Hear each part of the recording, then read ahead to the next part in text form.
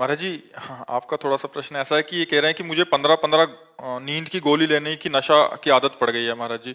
मतलब बिना बहुत उससे गलत रह ही नहीं बहुत पाता मैं। गलत है। और इसके चक्कर में मतलब विकलांगता तो है ही है कह रहे हैं शरीर में। बट अभी कहते हैं मैं इससे बाहर निकलना चाहता हूँ, बट 15 गोली? 15-15 गोली लेते हैं। हमें लगता है साधारण आदमी ले तो कौन मर जाए। आप डॉक्टर को दिखाइए और ऐसे जीवन नष्ट मत कीजिए। खाया था, लेकिन उसने कहा कि 90 दिन तक अलग रहो इससे। 90 दिन से अलग रहो, बट ये रह नहीं पा रहे उस चीज से अलग। कैसे रहें, कह रहे कि आदत पड़ गई है। अब जमा करवाना पड़ता है। जैसे पुलिस में पड़ोगे ना अपने ड्रग सेंटर होके वगैरह, हाँ वहां पे जाए तो ये सुधर सकता है, क्योंकि हमारे जम्मू कश्मीर में है ना ड्रग सेंटर, हाँ बैनक बैनक आगे जो 24 घंटे टीके शीके लगा के रहते हैं ना, फिर उनको चिट्टे वाले हो गए, फिर उनको जमा करवाना पड़ता है उधर से। इनके घर वाले थोड़ी सपोर्ट करें फिर। हाँ, ये क्योंकि अब हमारे पास तो इसकी दवा होता है, हमारे पास तो इसकी दवा है, लेकिन आप गोली कैसे छोड़ दो? क्योंकि उसको डोज चाहिए। एक तो कड़ा शासन चाहिए और दूसरा कुछ डोज चाहिए जिससे वो दवाओं के द्वारा। तुझे महाराज इनके घर वालों को सपोर्ट चाहिए। हाँ, घर वाले, हाँ। तो आप ऐसा कर लो जैसा ये सलाह दे रहे हैं। उधर आपके कहाँ के होगी? मैं इटावा का आगरा। फिर वहां पे कोई ड्रग सेंटर होगा ना, जैसे आजकल गवर्नमेंट ने खोले हुए। हाँ, नशा मुक्ति किया। हाँ, 15 गोली?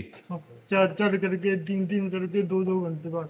2-2 घंटे बाद 4-4 लेते हैं, 2-2। अच्छा अच्छा, वो नशे के रूप में लेते हैं। हाँ, मतलब फिर 2-4 घंटे सोए रहे ऐसे। नींद आती है पर। नहीं, आप दवा करवाओ बच्चा, नहीं इससे तो शरीर भी और खराब हो जाएगा ये तो। आगे महाराज थोड़े ऐसे 10 दिन हो गए वृंदावन में, एक भी गोली नहीं ली। 10 दिन वृंदावन हो गए हैं, बट एक भी गोली नहीं। यार तुम 10-20 दिन और बने रहो, वाह भाई, एक को गोली मत खाओ, ठीक हो जाओगे। और क्या, ये तो बहुत बड़ी बात तुमने बता दी कि 10 दिन हो गए और एक भी गोली नहीं खाई। मैं कोई गोली देता नहीं। कह रहा यार मांग जा तो रहा हूँ, बट गोली नहीं दे रहा कोई। नहीं नहीं नहीं, तुम और वृंदावन रुको और छोड़ दो बच्चा। यार तुम छोड़ सकते हो, जब 10 दिन से छोड़ दिए तो 90 दिन यही रहने वाला हूँ। बढ़िया है तुम। और राधा राधा जपो, राधा राधा। 1 साल से लोगों ने डिप्रेशन में डाल दिया कि तू किसी काम का नहीं है, तेरी नौकरी नहीं लग रही, तेरे डिप्रेशन में आके लेना शुरू किया, फिर आदत। नहीं नहीं, अब चिंता मत करो, तुम्हारी सबसे बड़ी नौकरी, तुम राधा राधा जपो, ठीक है। अखिलेश मिश्रा जी, काशी से। श्री हरिवंश गुरुदेव, आपके चरणों में कोटि कोटि प्रणाम। महाराज जी, वापसी की तैयारी कब व कैसे की जाए? देहाभिमान पूर्णता गलित कैसे और कब होगा? देखो, विषयों की स्फुरना होती है सबसे पहले। जब हम विषयों का चिंतन करते हैं, देहाभिमान गलित होने का उपाय बता रहे हैं। क्योंकि कर्ता और भोक्ता ही देहाभिमान है। मैं ये करता हूँ और मैं ये भोगता हूँ। तो अंतःकरण में विषय स्फुरना होती है, मन में बुद्धि उसका निश्चय करती है, चित्त उसका चिंतन करता है।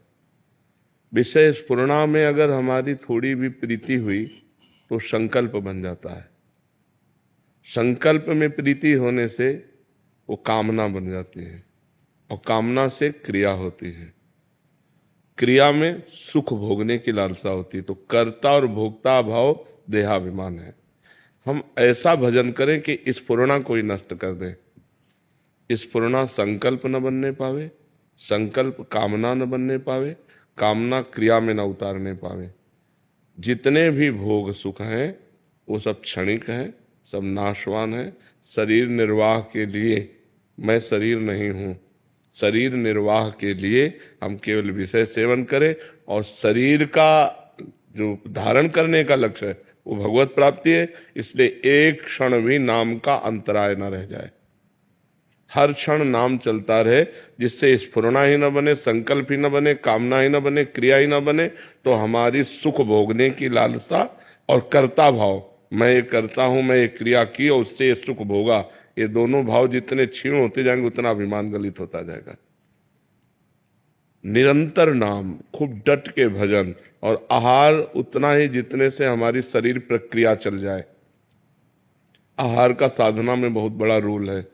अगर हम बाजारी आहार ज्यादा पाएंगे तो रजोगुण और तमोगुण रहेगा, सतोगुण नहीं रहेगा। अगर हम सात्विक आहार पाएंगे तो रजोगुण तमोगुण का नाश हो जाएगा और सात्विक प्रवृत्ति भजन में रहेगी।